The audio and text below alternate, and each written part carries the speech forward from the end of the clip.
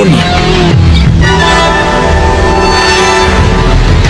Sino sa kanilang sumuntok sa akin ngayon lang?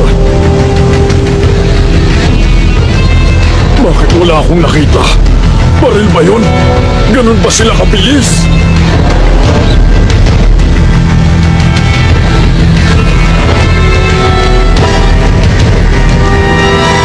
Maun ka sa utang ngayon! Simulan na! Bago dumating ang araw na ito, inalabunan nila kung gagana ang ability ni Nako na baon sa utang habang nasa ilalim siya ng ability ni Melioron na accomplice. Habang aktibo ang ability ni Melioron na accomplice, hindi makikita at mararamdaman ni Yuppie si Patlin.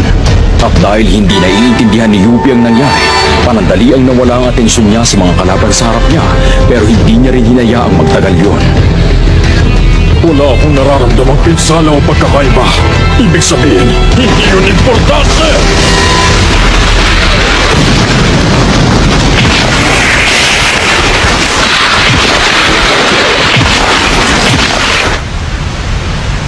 Hanggang sa puntong yun, umaayon pa rin sa inaasahan ng mga hunter ang lahat.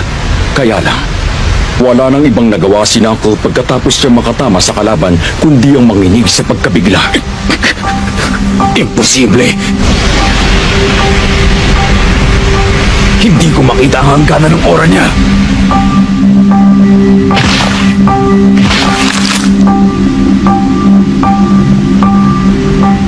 Pagkatapos ng mahigit 5,000 laban, may sapat na karanasan at likas na kaalaman na si Nako para masukat ang lakas ng kalaban sa pamamagitan ng halaga nito sa mga numero. Kaya naman, hindi kakaiba na magkaroon ng kalaban na higit na mas malakas sa lahat ng iba niyang nakaharap. Sa kabila ng dami ng nakaharap niya, wala pa rin sa lahat ng 5,000 laban na yon na may lakas na maiyahalin tulad sa kapangyarihang nasasaksihan niya ngayon sa harap niya. Tila isang halimaw na walang hangganan ng dumataloy na aura. 5 beses na lakas ni Master. 10 beses. O higit pa doon. Hindi ko masabi. Wala pa siyang naranasang ganito noon.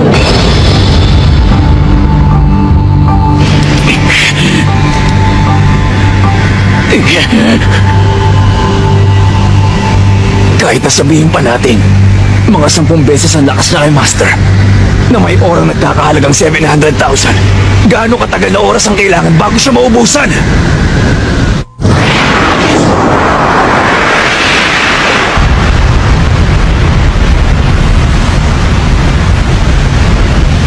Kamahalan!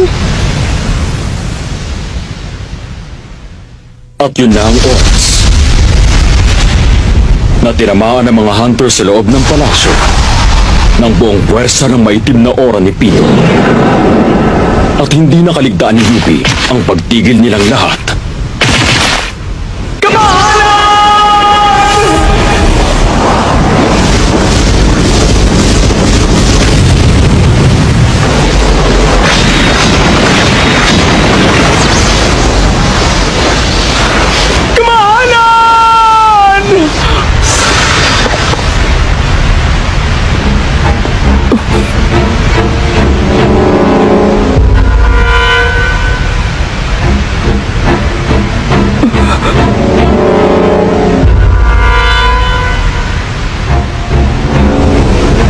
Dahil walang pakpak si Pito, wala siyang ibang magawa kundi magpahulog at maghintay na tumama sa lupa mga paa niya. Masasabing sinuwerte siya at ganun ang nangyari. Kung nabigyan siya ng iba pang pagpipilian sa sitwasyon, maaaring sumugod din siya sa alam niyang kinaroroonan ng hari na siyang pinakalikas na reaksyon ng isang maharlikang gwardya sa ganitong pagkakataon. At kung ganun nga, malamang nalimutan niya rin gumamit ang N sa labis na pagkataranta. Kaya naman,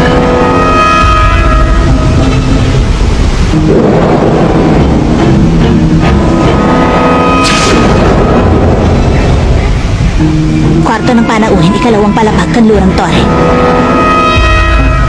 Kasama ng kamahalan ng babaeng nakapikit ang mga mata.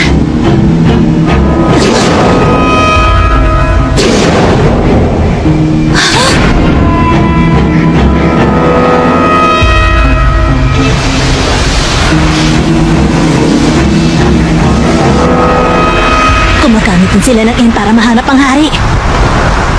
Doon na lubusang naunawaan ni Pito kung gaano talaga kaseryoso ang hinaharap nilang sitwasyon at kung ano ang kinakailangang gawin.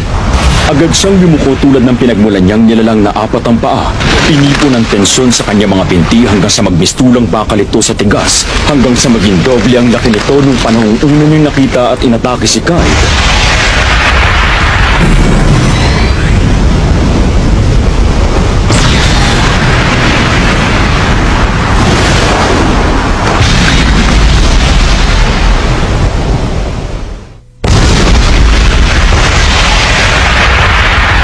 Para makarating sa hari at maunahan ang paparating na kalaban. Pero bago pa man siya makarating doon,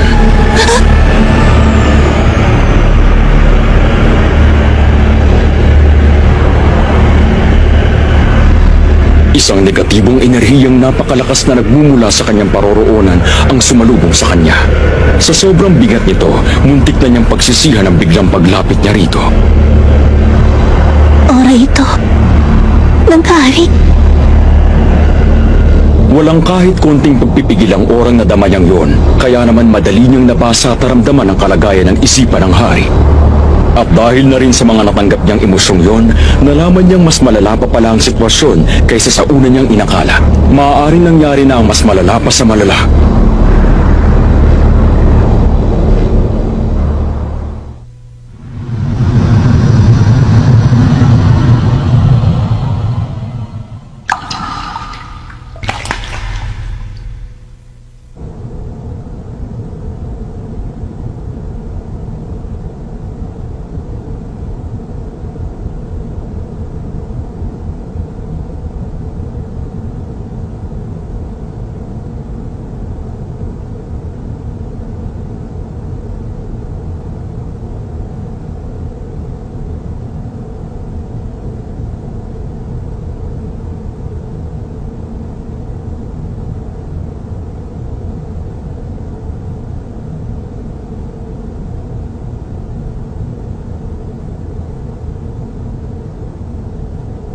Ang sentrong hagdan, gumibana.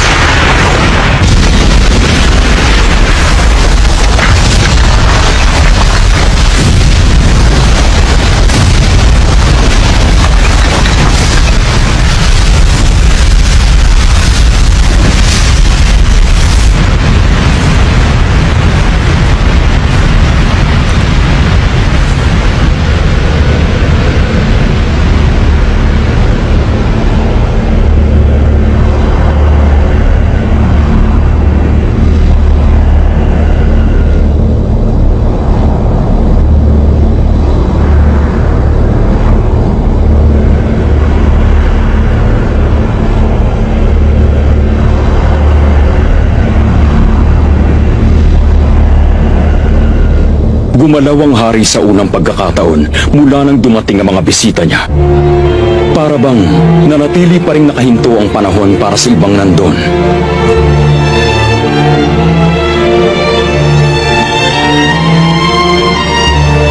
Maging ang dalawang asasin na nang himasok sa palasyo upang bawian ng buhay ang hari, hindi nakagalaw at nakahinga sa nakita. Una, dahil sa babaeng nasugatan at walang malay. At dahil sa kakaibang ikinikilos ng nakakatakot na nilalang na bumubuhat sa katawan niya. Hindi mo'y pagkakailang puno ito ng pag-iingat at pagmamahal. Wala nang iba pa.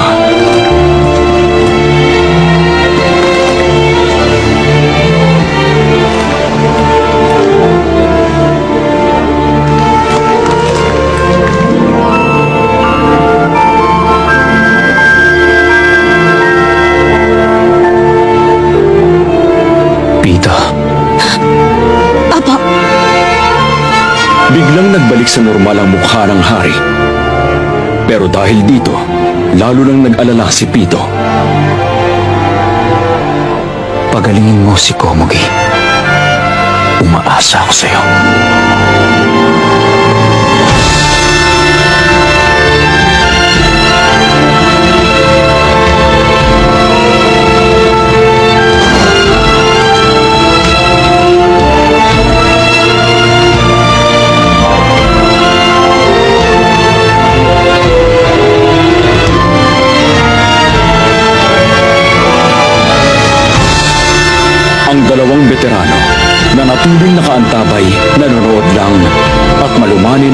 humpay sa mga kalaban nila bilang tanda ng respeto.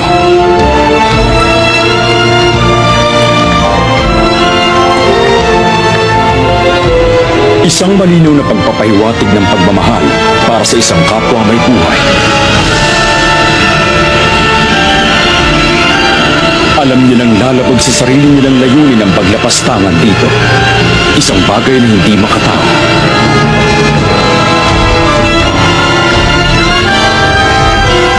Parang ibang-iba yata ito sa inakala kong dadatnan ko rito. Hindi na nakakagulat na masabi ni Zeno ang bagay na yon. Sa katunayan, ganoon din ang nararamdaman ni Netero.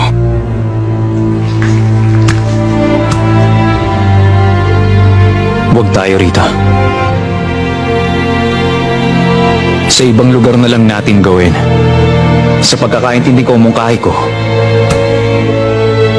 magiging pabor din sa inyo yung dalawa.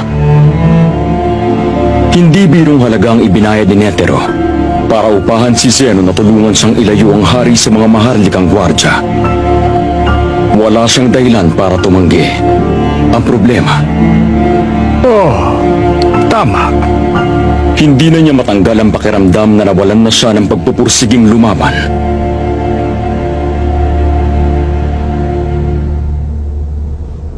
Dr. Blythe. Pagkatapos ng maging aktibo ang ability ni Tito,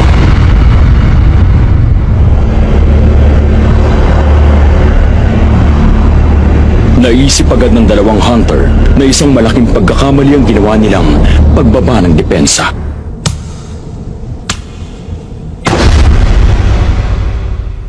Nagawa ng hari na dumaan sa pagitan nila. Sa mga oras na yon, ikinapahamak na sana nila ang nangyaring yon.